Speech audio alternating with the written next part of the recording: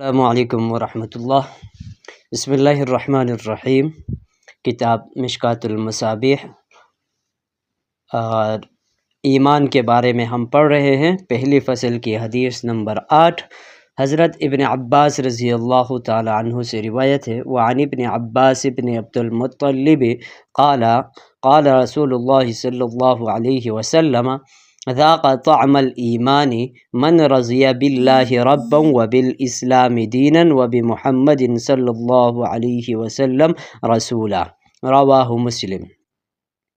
حضرت ابن عباس بن عبد المطلب سے روایت ہے کہ نبی اکرم صلی اللہ علیہ وسلم نے فرمایا، ذاق طعم الایمان من رضی باللہ ربا وبالاسلام دینا وبمحمد رسولا، جس شخص نے اللہ تعالیٰ کو اپنا پروردگار،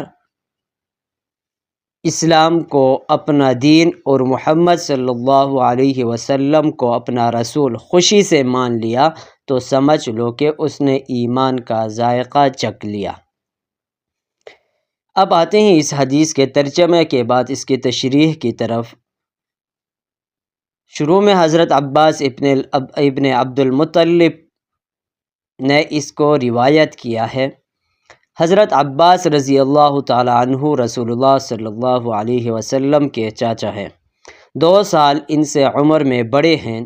کسی نے آپ سے پوچھا، آپ میں سے بڑا کون ہے؟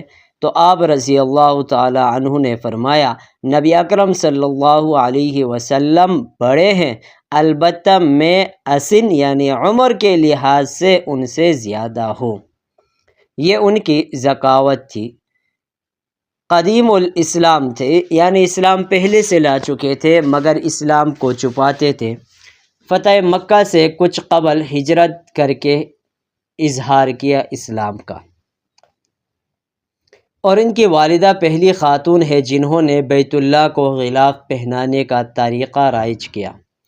ان کی گمشدگی پر نظر مانی تھی کہ غلاف کعبہ کو یعنی کعبہ کو غلاف پہناؤں گے۔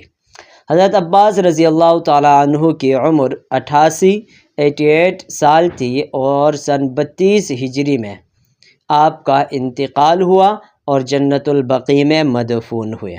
اب آتے ہیں حدیث کی تشریح کی طرح کہ جس شخص نے اللہ کو اپنا پروردگار، اسلام کو اپنا دین اور محمد صلی اللہ علیہ وسلم کو اپنا رسول مان لیا خوشی سے تو سمجھ لو کہ ایمان کا ذائقہ چکھ لیا۔ کیا مطلب اس کا؟ دیکھیں، حلاوت ایمانی پالی، یعنی ابن حجر رحمہ اللہ نے معنوی حلاوت کے بجائے حسی حلاوت کا قول کیا ہے، اور اسی طرح اسلام کے لیے سینہ کھل گیا اور دل مطمئن ہو گیا، ظاہراً اور باطناً انقیاد یقین حاصل ہو گیا۔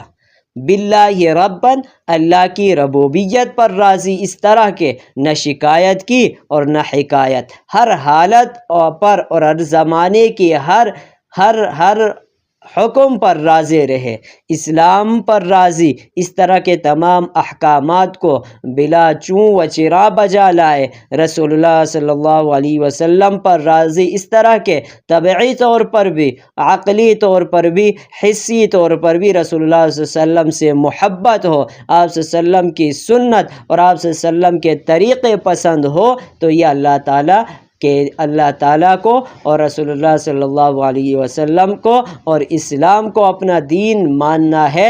انہی میں کیا ہے؟ حلاوت ایمانی ہے۔